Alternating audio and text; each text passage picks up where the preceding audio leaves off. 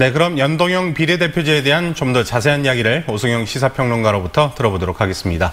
네, 어서 나십시오. 네, 안녕하십니까. 안녕하세요. 네, 먼저 연동형 비례대표제가 아직도 낯설은 시청자분들을 위해서 어떤 건지 설명을 해주시죠. 네, 연동형 비례대표제는 정당이 얻은 득표율에 비례해서 정당이 의석을 나누어 가질 수 있도록 득표율에 맞추어 의석을 할당하는 제도를 연동형 비례대표제라고 하고요. 네. 과거에는 정당 명부식 비례대표제라고 부르기도 했습니다. 네, 이게 좀 어려워서 이렇게 바꾼 거죠. 네네, 그렇습니다. 네.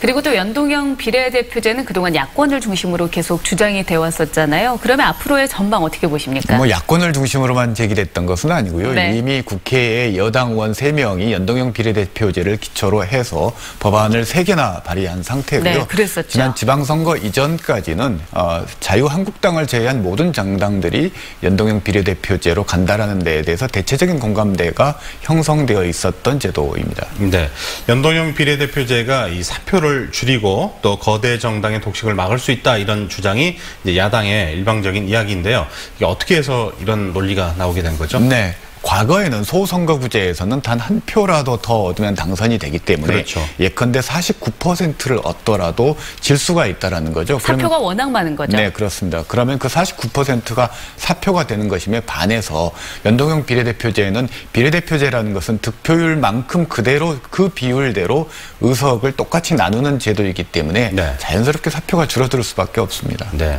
그렇군요.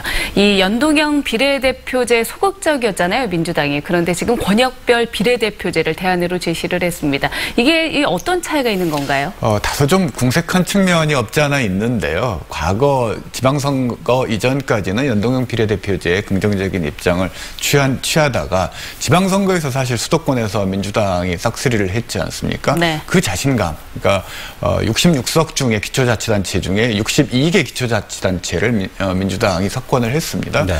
결국 이 현재의 정당 지지율로 선거를 했을 경우 민주당이 수도권에서 다음 총선에서 압승할 가능성이 가장 높다라는 거죠. 그렇지만 연동형 비례대표제에 대해서 전면적으로 부정할 수는 없기 때문에 100석을 기준으로 비례대표 의석을 100석으로 늘리는 것을 전제로 50석은 현재와 같은 방식으로 정당 투표와 선거구 후보자 투표를 나누어서 하고 있는데 네. 50%는 현재와 같은 방식으로 하고 나머지 50%만 연동형 비례대표제를 해서 할당하는 다소 절충적인 방식이라고 할 수가 있습니다. 네. 중간자적인 입장을 네네, 도입을 한 거군요. 네.